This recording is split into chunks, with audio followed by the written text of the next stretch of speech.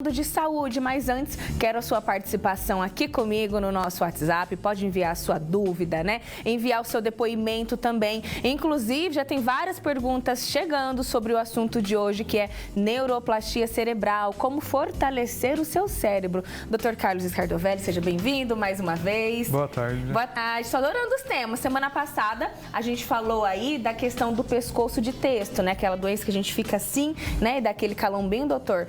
Repercutiu muito nas redes sociais, queria até fazer uma chamadinha para o pessoal entrar depois no canal da TV Band Paulista lá no YouTube e todos os nossos bate-papos ficam lá, viu, doutor? Bom. Tema de suma importância, né? Sem dúvida. E o de hoje também, neuroplastia cerebral. Explica para o pessoal de casa o que é.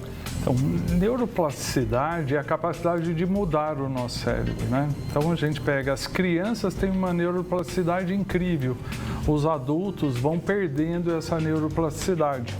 Lógico que seria importante que a gente tivesse essa neuroplasticidade em todos os momentos da nossa vida. Só que a gente vai adquirindo conhecimentos, para que a gente não perca esses conhecimentos facilmente, a neuroplasticidade vai diminuindo. Ah, entendi. Então, essa capacidade de mudança, ela vai se reduzindo. Mas acredite-se que até o último dia da nossa vida, o nosso cérebro muda. Olha, que interessante. Né? Então, assim, a gente tem essa capacidade, é lógico que precisa de bastante esforço, vão formando circuitos no nosso cérebro. Quanto mais negativo é o circuito, mais energia a gente tem que gastar para mudar. Então, por exemplo, determinados vícios, hábitos, nosso cérebro se habitua muito fácil com tudo que a gente faz. Por exemplo, se eu acostumo dormir depois do almoço, isso vira um hábito. Que e meu interessante. cérebro quer que eu faça aquilo todo dia. Para mim quebrar esse circuito, eu tenho que desprender uma quantidade de energia muito grande. Então, quanto mais negativo é o circuito, mais forte ele é. Pessoas que bebem, estão acostumadas com jogos, essa quebra, essa mudança cerebral, ela é muito mais difícil. Muito interessante. Então, a gente tem, por exemplo, essa mudança cerebral, ela pode ser estrutural ou ela pode ser funcional. Eu posso mudar a função do meu cérebro, eu posso criar mais neurônio, uma neurogênese, ou estabelecer mais sinapses, ou brotar o meu neurônio para estabelecer mais sinapses e mudar a função. A gente pega um exemplo. É uma pessoa que nasce cega. Você vai pegar a área visual dela, essa área foi ocupada pela parte auditiva, pela parte tátil, que são áreas que se desenvolvem, mas porque ele perdeu aquela função e elas assumem uma nova função, aquelas células. Ficam mais aguçadas ali. Exatamente, é por isso que a pessoa que tem a perda visual, ela tem o tato, ela sente melhor as coisas, a audição é melhor. E é assim que o nosso cérebro trabalha. A gente pode pegar, por exemplo, uma criança de 4 anos, existe uma cirurgia no cérebro, chama hemisferectomia. Você retira metade do cérebro dessa criança. E a gente sabe que, olha, a minha área motora do braço, ela está do contralateral. Então, teoricamente, se a criança teria que perder movimento, perder a sensibilidade, perder a visão desse lado. E isso não acontece, porque os neurônios deste lado assumem a função motora, assumem a função visual, a função sensitiva. Então, a criança fica um tempo sem sentir, sem movimentar e depois vai recuperando. Que interessante. Nosso cérebro é incrível, né? É uma máquina. Deixa eu só fazer uma correção. Que eu falei, doutor, neuroplastia. E é neuroplasticidade cerebral. Ó, gente, dá um desconto aí para a apresentadora, né? Mas muito incrível o quanto o nosso cérebro realmente é uma máquina, né, doutor? É o que comanda tudo. Comanda tudo, né? Eu costumo dizer que o nosso corpo é para sustentar o cérebro, nós somos o nosso cérebro, né? Então, só que o nosso cérebro se alimenta, ele se habitua muito rapidamente a determinadas coisas, né? Então, a gente tem que estar muito atento e tem muita coisa para ser feita para manter a saúde do nosso cérebro. Eu comentei aqui do mal do sofá, quer dizer, as pessoas ficarem paralisadas, ficarem sem... O exercício físico, ele é tão importante para o cérebro quanto o exercício mental. Quando as pessoas me falam assim, mas você está mandando eu me exercitar, doutor? Para que isso tem a ver com o meu cérebro, né? Então, vamos lá. O exercício físico melhora a oxigenação do cérebro, né? Porque a circulação melhora. Ele controla a pressão arterial, que lesa o cérebro, controla a glicemia, que lesa o cérebro. A musculatura produz uma substância que chama irisina, né? No Rio de Janeiro, na Universidade Federal, eles têm várias pesquisas com a irisina, que ela melhora, ela até cria sinapses que se perderam, né? Uma das substâncias hoje estudadas para doenças degenerativas como Alzheimer é exatamente a irisina. Olha, muito interessante tudo isso. Como a gente disse, né? Prevenção sempre, buscar aí aquela coisa do corpo são, mente sã. E não é mito, viu? É mais que verdade. Para a gente entender um pouquinho na prática, explica aqui pra gente, doutor. Esse é o nosso cérebro aí. Quais que são essas regiões aí coloridas? Então, esse é um córtex cerebral, né? Tem o tronco cerebral embaixo e o cerebelo, que é responsável pelo equilíbrio da pessoa, né? Então, a região frontal do cérebro, então você divide em lobos, né? E aí o lobo temporal, onde está a área da memória, lobo frontal, partes emocionais, pessoas com depressão têm alterações no lobo frontal esquerdo, raciocínio, e aí você vai, a parte occipital, a parte visual, a parte parietal e frontal motora, sensitiva, de memória tardia. Então, nosso cérebro, ele costuma trabalhar, ele é dividido em duas partes, né? Você tem um hemisfério cerebral direito, um hemisfério cerebral esquerdo. Acho que até a próxima foto, deixa eu ver, que aí você pode até, de repente, pegar o gancho e explicar pra gente. Ah, tá. Então, ele costuma trabalhar interconectado. Então, quando você vai visualizar alguma coisa, os dois hemisférios cerebrais estão trabalhando em conjunto para que você tenha uma resposta adequada, né? Então, é importante que a gente tenha um bom desenvolvimento cerebral. Mas é isso que eu falo, essa capacidade de mudar. Então, você pega uma pessoa que teve um AVC, ou uma pessoa que sofreu um acidente, adultos, ele tem uma capacidade menor de recuperação, porque essa neuroplasticidade, ela vai se perdendo com o tempo, para que a gente não mude. Por exemplo, você tem a sua personalidade, não tem? Isso se criou devido à sua neuroplasticidade e os estímulos que você teve no dia a dia. E aí se criou a sua personalidade, se criou uma série de características suas que, se tivesse uma neuroplasticidade tão aguçada, você ia perder ela rapidinho. Olha que interessante. Então, para que isso não aconteça, o cérebro vai reduzindo a neuroplasticidade. Para a gente manter essa personalidade, manter essa estrutura motora. Então, a criança, ela é muito rápida nessa neuroplasticidade, ela sofre alterações muito importantes, por isso que a criança vai aprender uma língua, 2 línguas, 3, aí os pais muito mais rápido. Verdade, o pessoal fala assim, coloca a criança no inglês logo, desde cedo, para aprender, então é verdade mesmo. Exatamente, por conta dessa neuroplasticidade. Então, os neurônios vão assumindo funções com mais facilidade, vão formando circuitos com muito mais facilidade do que no adulto. Até porque o adulto para que ele não perca aquilo que ele adquiriu durante a vida dele. É verdade. Né? Um problema que eu considero muito, muito grande, até por conta dessa evolução cerebral, é que, se você prestar atenção, você aprende as coisas até os 30, 35 anos. Depois você não quer aprender mais nada.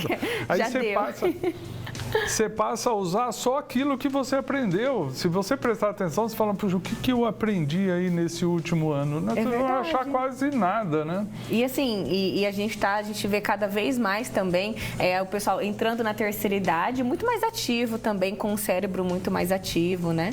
Exatamente. O grande problema é que a gente vê uma diferença, até por questões socioeconômicas. Então, você vê uma pessoa um grupo que está muito preocupado em manter essa saúde cerebral, aí já com mais uma prevenção, e um grupo que ainda luta para sobreviver e não tem condições sociais de colocar isso como um fator importante. É verdade. Então, ele está lutando ainda contra o diabetes, a hipertensão, contra a alimentação de subsistência, né? Então, isso é uma pena. A gente vê pessoas mais humildes que estão buscando uma cura de uma doença, enquanto pessoas mais abastadas buscam exatamente esse aspecto. Isso numa idade mais avançada.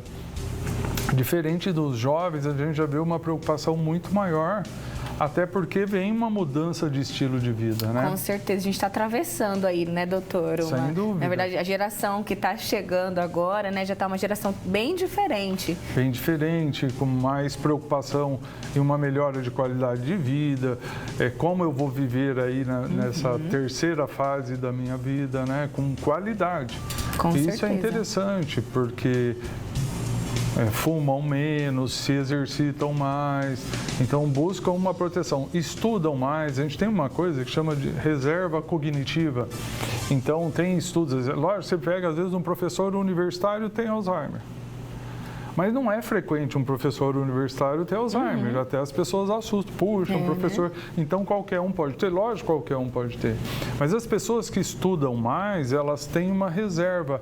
Então, se o Alzheimer era para se manifestar com 60, vai se manifestar com 70, porque ele tinha uma reserva de perder neurônios, que isso se fez ao longo da vida. Com certeza. Eu tô aqui, gente, na verdade, eu tô prestando bem atenção no nosso professor aqui, que realmente é uma aula. E esse assunto a gente viaja mesmo, porque é muito incrível. Quão incrível é o nosso cérebro, né? Tem muito o que falar ainda sobre esse assunto. No próximo bloco, eu quero entrar, doutor, na questão da pandemia, né? Na questão do Covid. Muita gente fala assim, eu tive Covid e tem uns lapsos de memória. Quero saber se isso é mito ou verdade. Falar um pouquinho também dessa questão da pandemia, que o nosso cérebro teve que se adaptar também a esse cenário, né? Leitura, os benefícios da leitura, alimentação, tudo isso e muito mais depois do intervalo. Aproveita para enviar a sua pergunta. Se não, doutor, chega no final o pessoal fala assim, Samara, você não fez minha pergunta, mas você manda no último segundo. Então aproveita o intervalo, envia aqui pra gente que eu vou e volto. De volta aqui no nosso bate-papo de hoje, falando, né, como fortalecer o nosso cérebro, que está em constante adaptação, né, doutor? Se adaptando aí aos cenários que a gente vive, inclusive o cenário da pandemia. Foram 2 anos que a gente teve que se adaptar. A gente passou aí por uma pandemia de Covid que ainda acontece, né? E é mito ou verdade, doutor, que depois da Covid a gente tem uns lapsos aí de memória? E por quê? É verdade, né? Tem vários trabalhos mostrando que quase 80% das pessoas que tiveram Covid têm alguma alteração na função cerebral. E as alterações principais são perca, um déficit de memória, um déficit cognitivo e alterações emocionais. Olha. Então, assim, depressão, ansiedade, são alterações frequentes que a gente vê. E aí entra aquele segundo aspecto, né? Uma pessoa depressiva, uma pessoa ansiosa, libera mais cortisol. Vou falar um aspecto interessante, que às vezes as pessoas... O cortisol, ele bloqueia as sinapses cerebrais. Então, tem muita gente que pergunta assim, doutor, eu estudei, cheguei na hora da prova e me deu um branco. Deu um branco. E isso é verdade, porque quando você libera muito cortisol no cérebro, você tem lapsos, você tem branco. Olha. E é muito frequente as pessoas que tiveram Covid, elas ficam tão ansiosas, quer dizer, geram medo, uma fobia tão grande na pessoa que ela libera um excesso de cortisol, fica com a memória mais fraca. Isso é totalmente verdade, a gente encontra isso no consultório com bastante frequência. Muito bom. Olha aqui, eu queria mandar um beijo especial para o professor Homero. Beijo, professor, tá aqui acompanhando a gente, assistindo. Ele fez uma pergunta, olha, o que fazer para melhorar a neuroplasticidade? É interessante, é o que a gente busca realmente, né? Se pudesse fazer com que as células voltassem lá na infância, seria perfeito. Mas a gente não pode isso. Então, assim, são aqueles aspectos. Então, eu posso me exercitar, eu vou produzir lisina, eu vou produzir uma série de coisas. Eu posso me alimentar melhor, então eu vou comer produtos que tenham ácidos graxos, principalmente o ômega 3, então peixes, né, castanhas, uma série de chá verde, são todos alguns alimentos que podem melhorar a neuroplasticidade. Eu vou estudar, né, eu vou ler, eu vou fazer eu vou diminuir meu estresse, né? Então, nesse dia a dia que a gente vive, complicado, né, doutor? Mas tem que diminuir, controlar. Porque Uma coisa que é muito importante aí na neuroplasticidade, na verdade, é o sono. Olha. Porque durante o sono eu vou retirar todas as proteínas que são proteínas anormais, que são prejudiciais ao meu cérebro. Eu vou, durante o sono, é que a memória se fixa. Então, todo aquele esforço que eu tive para aprender coisas novas, elas vão se fixar durante o sono. Então, não adianta eu imaginar assim, porque eu vou dormir menos, porque o sono, eu estou perdendo a minha vida durante o sono. Na verdade, não. Ele é fundamental. Pessoas que dormem mal ficam mais depressivas, têm perda de memória. Então, reflete no peso, em tudo, né? Todo bate-papo que a gente faz, seja assim, profissionais de áreas diferentes, isso é interessante. Todo mundo bate na tecla. Vamos, né, regular o sono, dormir bem. Quanto isso reflete na nossa saúde, né, doutor? Muito, né? Hoje tem vários estudos, inúmeras doenças, elas começam... Até tem uma pergunta muito interessante que se faz assim, olha, essa doença, ela começou porque eu tenho insônia, porque eu durmo mal, ou ela é uma das características da própria doença. Então, você pega, por exemplo, a depressão. Mal, né? Pessoas depressivas, ou elas começam dormindo mal ou dormindo em excesso, ou durante a depressão isso vai aparecer. Olha, muito interessante. E já que a gente falou aí, um dos tópicos, né, foi a questão da alimentação, o senhor até comentou a questão aí do ômega 3, nós convidamos uma nutricionista, a doutora Patrícia Magurno, que ela falou um pouquinho da dieta mediterrânea. Ela disse que é um bom aliado, vamos ver.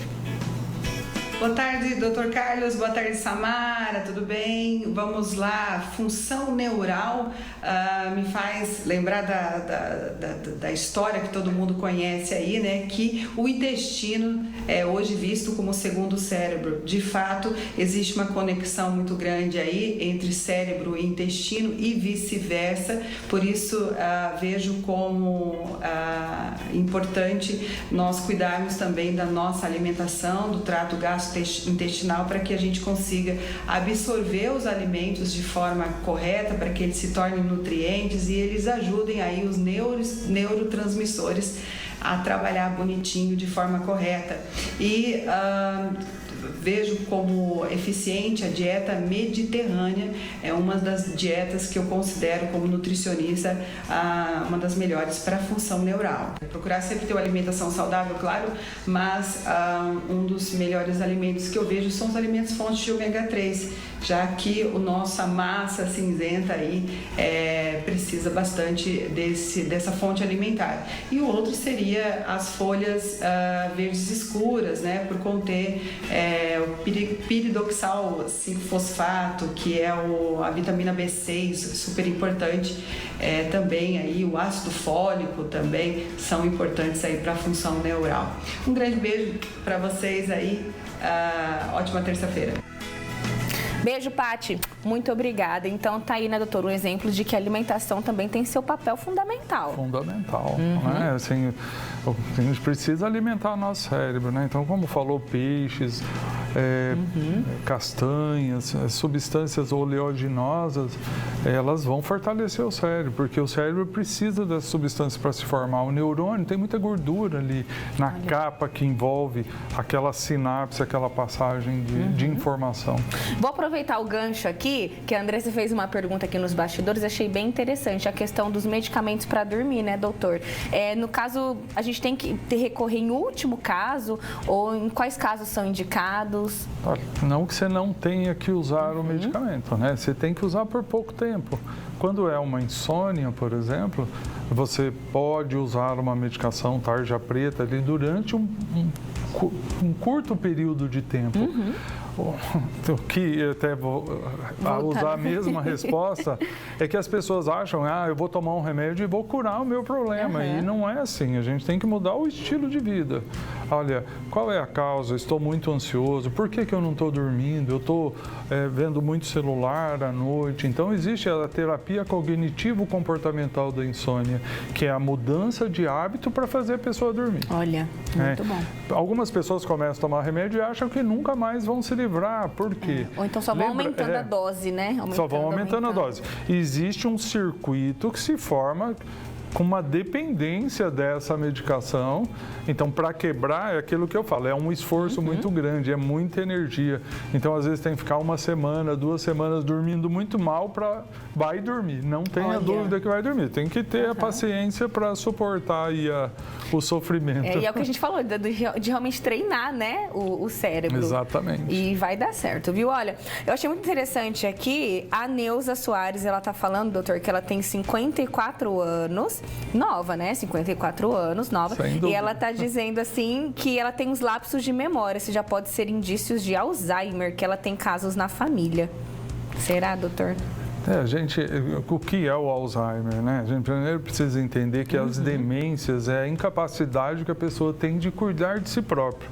Então, quando uma pessoa tem Alzheimer, ela esquece de almoçar, ela esquece de tomar banho, ela não consegue cuidar de si mesma. Então, vamos lá, devagar. Devagar, né? Que já... É porque eu estou esquecendo que eu tenho Alzheimer. Agora, existem queixas subjetivas, então tem pessoas ansiosas que falam, eu estou muito esquecida porque eu esqueci o telefone de fulano. São coisas normais, a gente esquece até para lembrar o que é importante, para não ficar lembrando as bobagens do dia a dia. Então, a gente esquece muita coisa. Então, assim, você tem queixas subjetivas. As queixas subjetivas, quando corroborado por alguém da família, então você está esquecida, mas aí chega a filha e fala, doutor, está esquecida mesmo. Olha. Pô, isso acende um sinal amarelo, então eu vou investigar esse caso. Queixas subjetivas, que é só da pessoa, a gente pode até fazer uma investigação, mas não é tão preocupante. E aí vem outras coisas, né? Depois da queixa subjetiva, corroborado por algum familiar, vem o comprometimento cognitivo mínimo, que é realmente uma perda cognitiva, que a pessoa ainda consegue cuidar de si mesma, mas ela não consegue mais fazer coisas complexas, cuidar do dinheiro, fazer negociação, aquilo que ela fazia antes, ela já não consegue mais. Se for com bastante esquecimento, a gente costuma chamar isso de comprometimento cognitivo mínimo amnésico. Então, essa pessoa, ela tem uma chance maior de ter Alzheimer. Entendi. E é muito interessante a gente falar que eu acho assim, doutor, nosso cérebro também é um HD, né? A gente vai a vida inteira colocando coisa lá. Vai colocando, imagina quanta coisa. Porque é engraçado que às vezes a gente puxa coisa da infância, enfim. Aí, de repente, dá aquele pan, né? Aquele bug. É normal, gente. Imagina quanta coisa não tem aqui, ó, guardadinho, né, doutor? Verdade. Falando nisso... Desculpa, doutor, pode continuar. Tô aqui dando uma olhada no WhatsApp. Se você prestar atenção, o que você vai lembrar da sua infância? Geralmente, coisas que estão associadas a emoções. A emoção, ela está muito ligada à memória. Então, você vai, olha, eu sofri um acidente, aquilo fica na sua memória a vida toda. É verdade. Tem uma coisa muito feliz no meu aniversário, foi alguém que eu queria muito, você vai lembrar a vida toda. Então, por isso que quando você quer mudar o seu cérebro, você tem que associar a emoção. Muito bom. Olha só, a Ana Luísa e Maria Ortega, de Araçatuba, estão ligadinhas. E, doutor, quero entrar agora num questionamento muito interessante, que é a questão de palavras cruzadas. Deixa eu ver o que mais. Caça-palavras. Até brinquei nos bastidores, que eu cresci vendo a minha avó e meu avô o tempo todo lá, brincando com as... enfim, usando as revistinhas. Deixa eu ver o que mais. Jogos, né? Hoje em dia tem muitos jogos aí. No celular mesmo pode baixar um jogo que vai, enfim, fazer o nosso cérebro aí funcionar. Tudo isso é indicado? Mito ou verdade que o caça-palavras ajuda? É interessante porque você tem que aprender coisas novas. Então, assim, se você está habituado a fazer aquilo, mas lógico, você vai buscar novas palavras. Então, isso é interessante. Tudo que você aprende de novo é importante. Então, a gente fala muito que existe um exercício perfeito. Se eu fosse indicar para os meus pacientes qual é o exercício perfeito, eu falava para eles dançarem. Olha, que legal! Porque a dança, você se exercita fisicamente, mas você tem que aprender passos, você tem que aprender, olha, uma coreografia diferente. Então, eu diria que esse é o exercício perfeito para a mente e para o corpo. Aí, tá vendo a geração TikTok? A geração TikTok não tá tão errada não, nesse caso, né, doutor? A gente tá brincando aqui, mas é assim, os nossos bate-papos são sempre para trazer esse alerta para vocês de que corpo são, mente sã, né? A gente vive a indústria também do remédio, né, doutor? Todo dia tem um remédio para alguma coisa, né? Tem alguma coisa nova, mas olha, vamos cuidar mais da gente, olhar para dentro, né, doutor? Sem dúvida. Esse autocuidado, né? Exatamente, né? É prevenir, é focar, porque hoje em dia nós não estamos só na prevenção, nós estamos assim, o que eu vou fazer hoje para levar uma vida melhor amanhã? Mas não adianta, eu vou estudar para não esquecer? Não, eu tenho que fazer coisas que me deem prazer. Exatamente. Doutor, muito obrigada por essa aula aqui, mais uma aula pra gente. Você confere o nosso bate-papo na íntegra lá no YouTube, tá bom? Perdeu? Corre lá pra você acompanhar, tá? Já já eu volto com muito mais Band Mulher pra você, não sai daí, tá?